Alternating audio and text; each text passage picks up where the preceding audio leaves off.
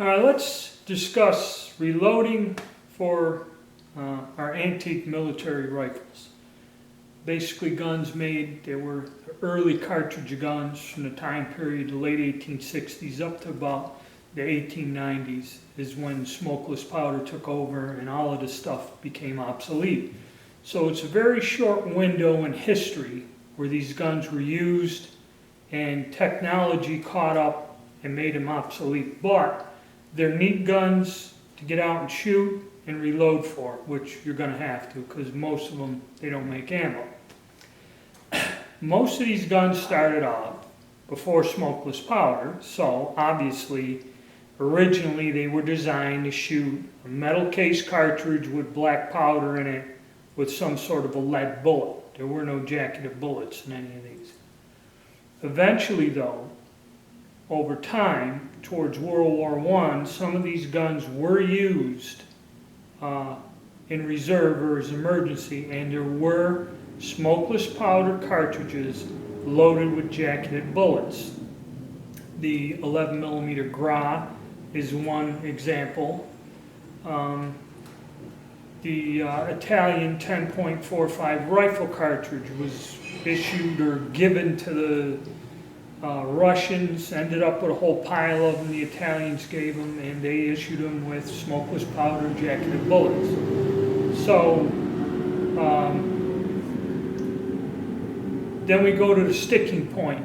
Should we only use black powder, or should we only use, or can we use smokeless? Okay, you can use both as long as you stay within reasonable, safe limits. Okay, there's no problem with that.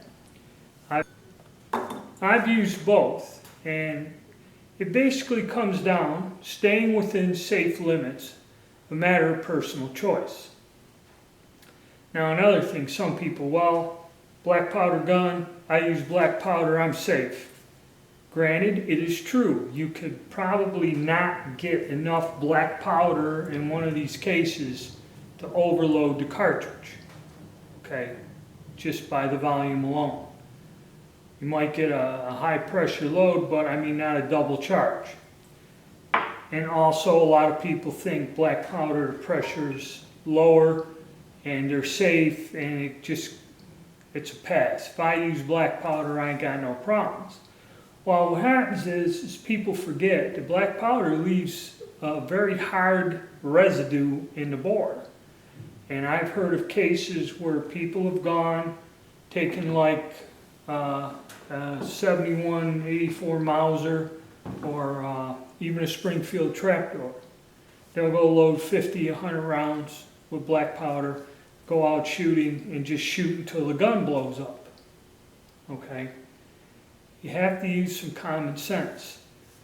Now, when I watch a lot of other people's YouTube videos, they always use these words like, oh, it's easy, oh, it's simple, this is just what you do, it's not that hard. That's a lot of bullshit to do something right, the right way, the safe way, okay? Yeah, I can tell you in 3.5 minutes how to throw some kind of cartridge together. You stick in any one of these guns, it'll go off. Whether the hell you hit the target or, you know, blow the gun up's another thing, but to get things done, you got to do a ton of research. I go through forums and get notes and research and stuff. And the reason I'm making this video is I've found that there are several common guns that we have problems with that are going to be problematic. And I will cover each one as I go and work with them. Okay? And that's the point I'm trying to make here. And where the problem lies is, okay, like I said, we're using a cast bullet. Say we're doing it with a modern 30-06 .308 gun. You're going to slug the bore, you're going to find that the groove diameter, okay, is 308. So what you would do is you would take a bullet, fairly hard cast, wheel weights or Lyman number 2, with a gas check preferably, and you would get a mold that would make an oversized bullet and you would size it to 309, which is 1/1000th over the groove diameter. The reason is that once the bullet leaves the cartridge, it is already bigger than the groove diameter. So it's sealed, it squeezes, and it's lead, it'll give in, okay? And that seals it. You don't get, if you had a bullet that was smaller than the groove diameter, the gases from the burning powder can get around and what you call blow by or something, and actually start to melt the bullet and leave traces of lead in the barrel, which you don't want, which will build up and accumulate over time. Also, you'll find the bullets are more accurate. You know, I learned that years ago with a handgun. Instead of, for like a 38 special, instead of 357 on the size and die, I had an alloy. The linotype was big. I can size them to 358, and next thing you know, leading's gone, and I got clover leaf groups at 50 feet with a 4-inch barrel revolver. Okay, that's great, and that is the standard technique with a modern gun. When you go with these old guns, and what I see people doing is they try to get the accuracy, so they go with getting a bullet that is either the groove diameter or oversized. And you're going to run into problems if you use this, whether it's smokeless powder or black powder. You really are, because black powder, one shot, you got fouling in the barrel. Okay? So, and what people do is certain guns, you can't get a cartridge made, no matter what, with a bullet size to the groove diameter and get it into a case. Why? The reason is, if you check back and look historically at what these cartridges were all about, and you have to remember, black powder is what was used, not black powder substitute, not smokeless powder or anything. Any one of these cartridges from that period of time, especially the European ones, will be a bottleneck. Bottleneck cartridge, compressed black powder. Generally, I think they're swaged lead bullets. So what they would do is stamp out a bullet on a punch press and then paper patched. Okay? Some of them have a lubricant underneath and a card over the powder. Alright? That was a standard fare. And if you measure this bullet, you will find it is way undersized. Okay? How it worked, the paper acted as a jacket. So, you really didn't need to lube them. Some of them I found, like for the Verndl, are lubed with like an Alex or wax on there, like a 22 bullet. I think this one was made in Canada in the 50s or something for, I'm not quite sure where this cartridge came from. I found it a long time ago. It is an 11mm Mauser cartridge though. This may have been something made back then, but no, it's kind of saying, I think 83 or something. So maybe it's a 100-year-old cartridge. If you also notice, the primer on these things were huge in diameter. They had huge primers. That could be another problem, because nowadays our primers are a much smaller diameter, about a third less. So sometimes that can be a problem. How it worked is black powder does not react like smokeless powder. Smokeless powder burns, creates pressure, pushes the bullet. Black powder is a low-level explosive. It is more, as they describe it, a mechanical function. So when you detonate the black powder, it slams into the bullet hard, and that soft lead bullet with the paper, even though it's undersized, when it gets loose from the cartridge that's crimped, it will actually squeeze the bullet to where the bullet will bump up and engage the rifling. With a paper patch bullet, they will shoot accurately if they just barely engage the rifling. In other words, the paper engages the rifling. The bullet spins accurately. It's all good. And the reason the rifling is so deep is to give the black powder room and somewhere to go. Okay? See, so if you're using a more modern technique of making a bullet that is the groove diameter, the fouling has nowhere to go. You're just smashing a bullet down on top of baked on fouling. So that's a problem. So bear in mind, undersized bullet, way undersized, like 5/10 thousandths or something. Now the US, the reason here in America, never really used in the military. Civilians used the paper patch bullet. They were very popular. Actually, you find older sporting weapons that'll have real shallow rifling because it wasn't necessary to have deep rifling. And the guns are accurate, work good. I did some research on paper patching, and there are certain guns that were just made for paper patch bullets. Our military went to a bullet. This is a 50-70. This is the first center fire, and even I think the 58 rim fires they experimented with. Metal case, the bullet is inside the case, lubricated, and it is crimped. And the tapered crimp, waterproof. You push the case down into the lead so moisture couldn't get in. That's what we used, okay? And that's why when you collect U.S. military weapons, you really don't have a period where they're paper patch. 50-70, 45-70, and then we went to smokeless powder. But many of the European guns use this technology with a paper patch necked cartridge. And that's another, it poses another problem too when you're using a neck cartridge compared to a straight cartridge. You never want the black powder to go below the neck, the level of it, never. Because it creates some weird pressure thing. You always have to pack the powder in so it's at least in the neck somewhere. That's another big safety thing, something you have to be aware of.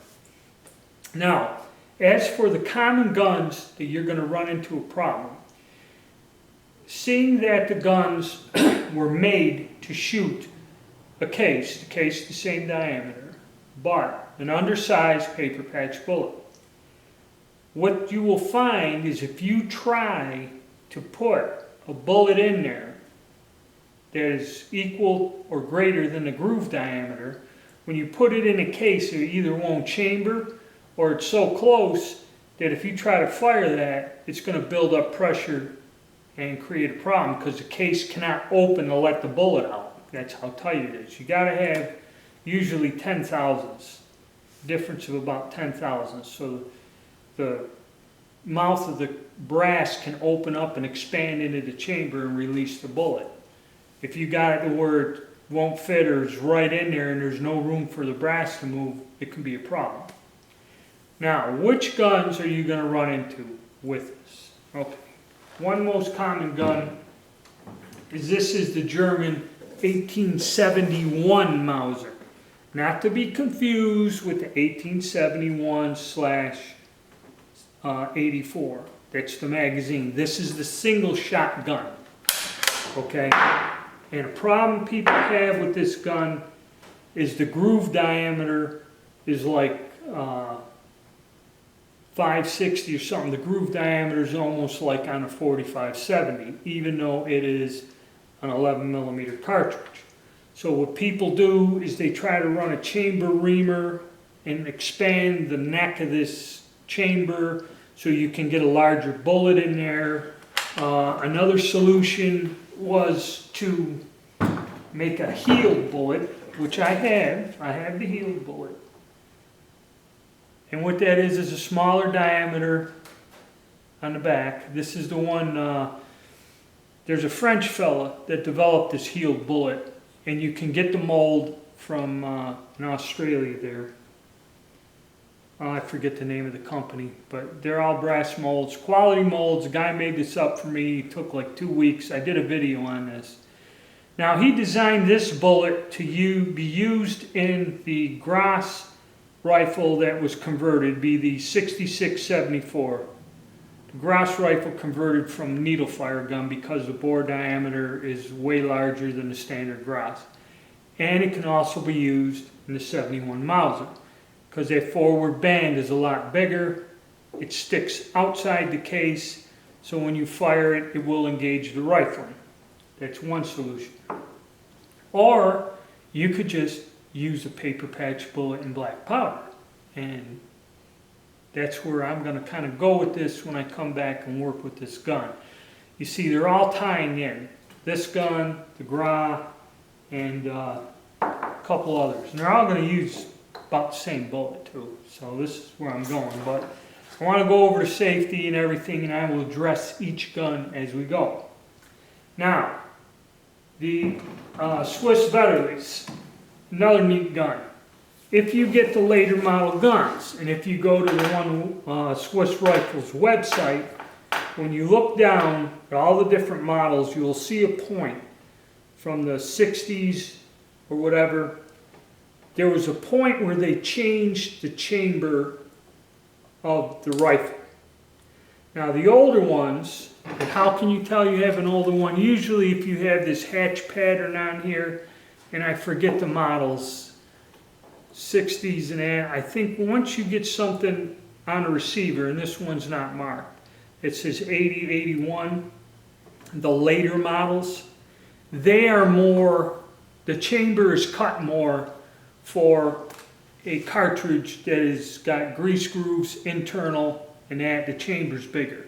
This one here, if I try to load the same bullet that I use in a later model gun in the centerfire, it won't chamber. There's no room because it's designed for an undersized paper patch bullet. The chamber's cut that way. Okay, and that's something you got to understand.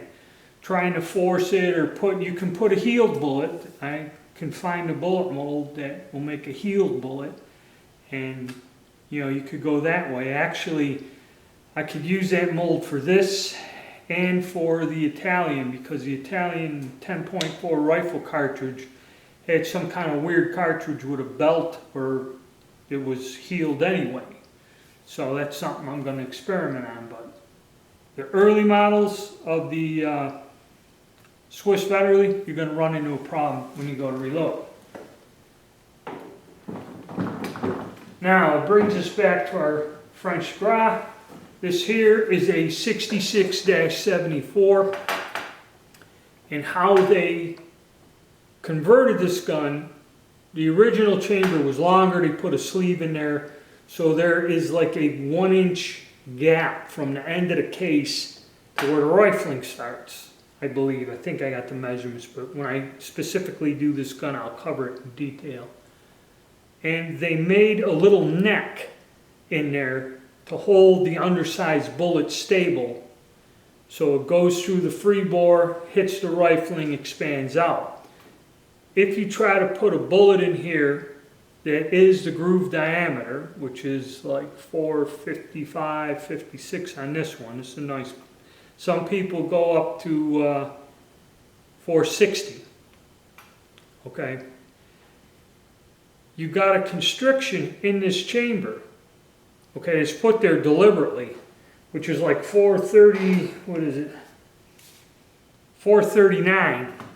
So you almost got a 440 constriction in there, and you're putting a 459 bullet in there, and it's right at the end of the chamber, and it shaves it off, so you're not gaining nothing, and actually you're probably going to screw the gun up or kill yourself, one or the other. So it's something, that's the point I'm trying to make here. It's something you got to study and research.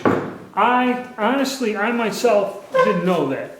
I knew they put a sleeve in here, but I didn't know they had a free bore constriction. And fortunately, this gun is good enough, and I went out and shot it, cleaned it, and I can see the bore. The bore's nice now. I've burned all the rust and crap out, and I can see where it is, and you can feel it when you run a cleaning rod down from the muzzle. You can feel it where it'll hit in that chamber and step down. So it's something you got to take into consideration. And then another gun, which you may not see that commonly, is the Russian Beretta. Now, a lot of people say these were the most accurate out of the black powder era guns. They're accurate guns, and again, some of the people that have reloaded for this will tell you, you're not going to find way the chamber's cut, there's no way to get a bullet to the groove diameter that'll fit in the case, no matter how thin it is. Okay, this used a paper patch bullet that was undersized. Now, you could go with smokeless or, get something close and hope it bumps, or you got to use black powder. So this particular rifle, really, you must load it the original way to make it work right. And once I start fooling with the paper patch and different ones, then I'll go and just set this up. And I don't believe this gun, I probably will not load in a smokeless load. It'll just be the black powder with the undersized paper patch bullet. And that's how we're going to progress. So that's just the point I wanted to make. There's a lot of research and a lot of stuff that you double check, and I don't know everything. I just found this all out recently in the past couple weeks after I fired the gun. Fortunately, I wasn't trying to put a bigger bullet in there than 446, I think is what I sized them. But still, you can get away with it, but 50 rounds, 200 rounds, or what, you might be wearing something out in the gun, or, the throat of the free bore or whatever. So you have to do your research and figure it out. And because, see, a lot of people will damage the guns. They'll either recut the chambers, or any of them that have that chamfer on the back, like for this, they'll go and machine off the chamfer of the bolt face, which a lot of these guns like the Grog, you do that, or the other one that they do that on is the Portuguese rifle there, the Kropatschek. They'll do that. Now you're going to throw your headspace off, or if somebody puts the original ammunition in there and, not using whatever you're using to get it to shoot, could create a problem, and you've ruined the gun. Much like that little Dutch gun that some idiot went and rebored out some cartridge, and nobody has any idea what it is, and it's totally wrong, because the reason they bored out or made those Wildcats is to get more powder behind a small bullet, and you can't do that with a 100-some-odd-year-old gun. It's not designed for that. And so that's my video on problems you'll run into reloading for the black powder guns. And like I said, I'll cover in detail each and every single one of these as I go on with it.